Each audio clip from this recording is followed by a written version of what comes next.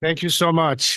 Before I start formally my remarks, let me just say that in the past 40 years, I have often traveled to California. And every time that the plane begins its descent to land either at LAX or John Wayne Airport, I feel so much better because the light here is different than anywhere else. The endorphin kicks in. I'm in a good mood.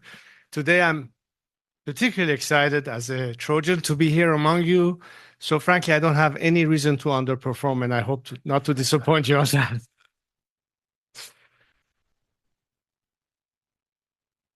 Of course, 40 years ago, I didn't need reading glasses. Now I do, unfortunately.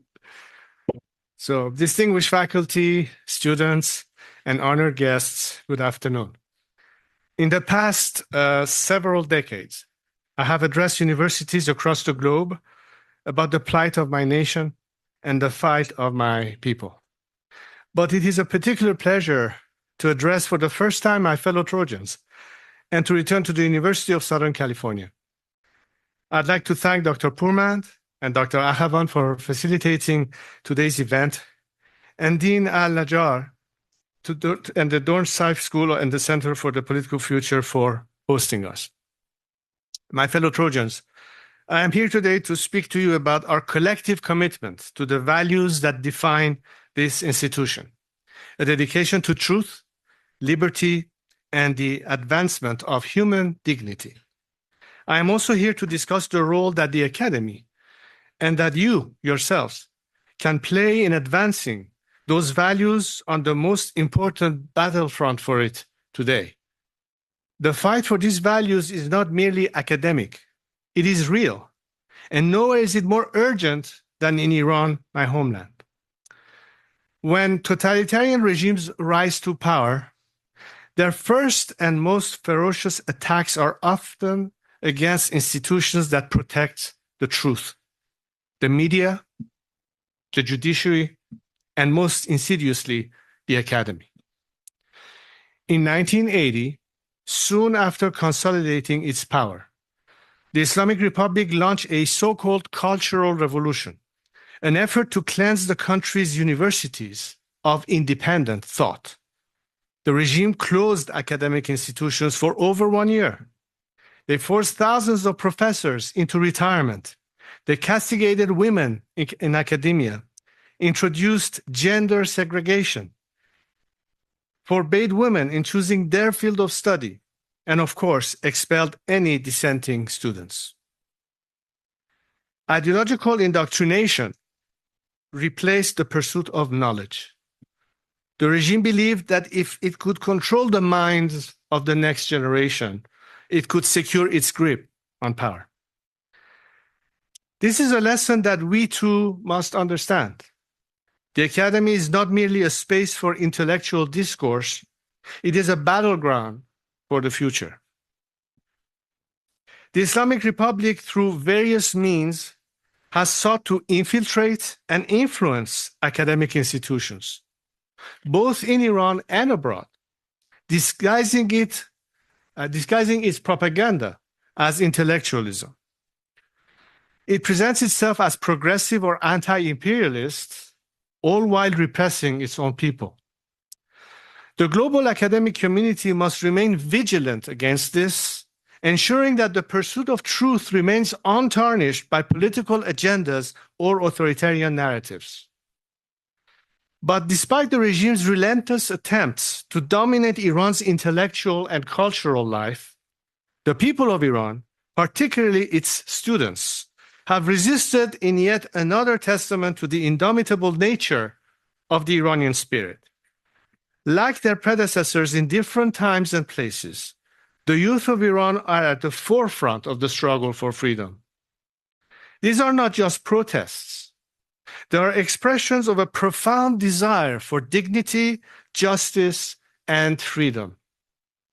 Iranian students have been beaten, imprisoned, tortured, and too often killed for standing up to tyranny.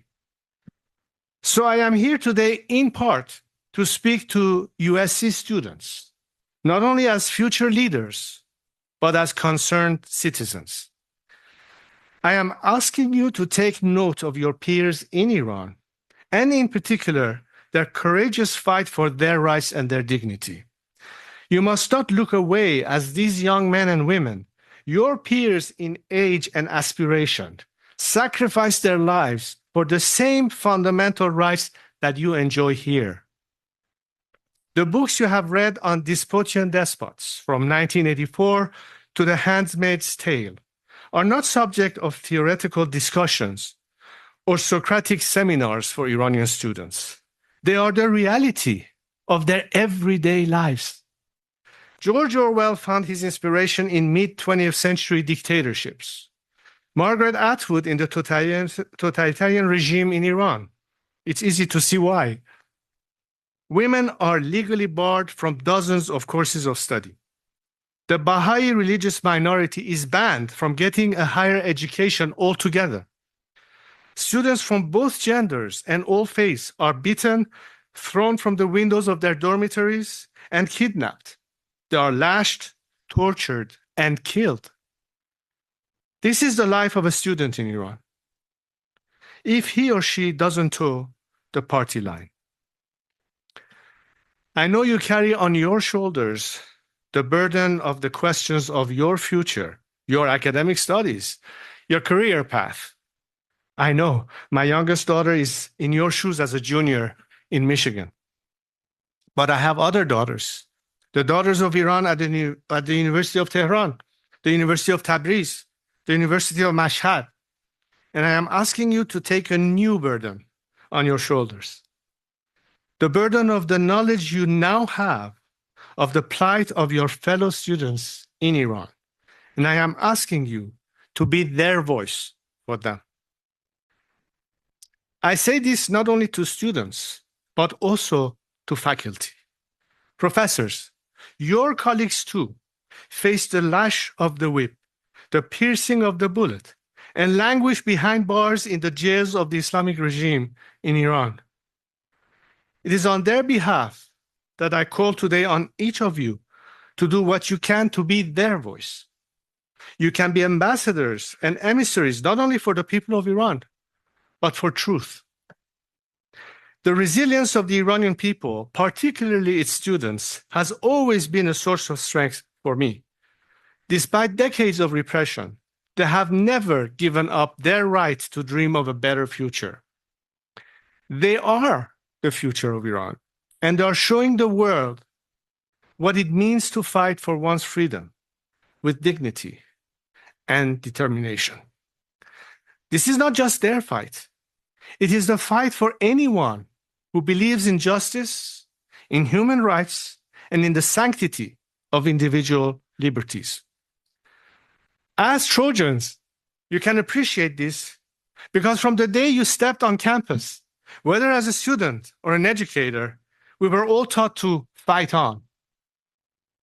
But there is no one who better encapsulates this spirit so vigorously than the people of Iran. This spirit of perseverance and resilience is exactly what the Iranian people have demonstrated for more than 4 decades. There will remain unbroken. It is strengthened by each new generation, refusing to bend under the yoke of a usurping despot. The people of Iran do not ask for pity or charity. They ask for solidarity. They ask for the world to recognize their struggle and to lend their voice in support. The role of the academy is critical in this regard. Universities, including this one, must be places where truth is pursued without fear and where freedom of thought is protected from those who seek to stifle it. Academic institutions must be champions of human rights, not passive bystanders. Having returned to campus today, I not only hope for, I believe in a day when Iranian universities can once again be places of free inquiry, where students and professors alike are able to pursue knowledge without fear of retribution, where disagreements are transacted through arguments, not prison terms. I look forward to an Iran where the academy serves its true purpose, the advancement of thought, creativity, and the betterment of society. in a free Iran. I envisage universities that are open to all, where ideas can be exchanged freely, and where intellectual diversity is celebrated rather than suppressed. I hope that one day my nation's universities will be able to invite and host you, the scholars and leaders of your generation. I hope you will be able to visit and study in Iran and meet and collaborate and learn with my young compatriots, the scholars and leaders of their generation. I not only hope this, I believe it will happen. So to my fellow Trojans, I say this: you too have a role to play. The freedoms you enjoy here are precious, but they are not guaranteed. Stand in solidarity with those who are denied those very same rights, whether in Iran or anywhere in the world. As the people of Iran fight for freedom, I hope you will fight on alongside them. Thank you.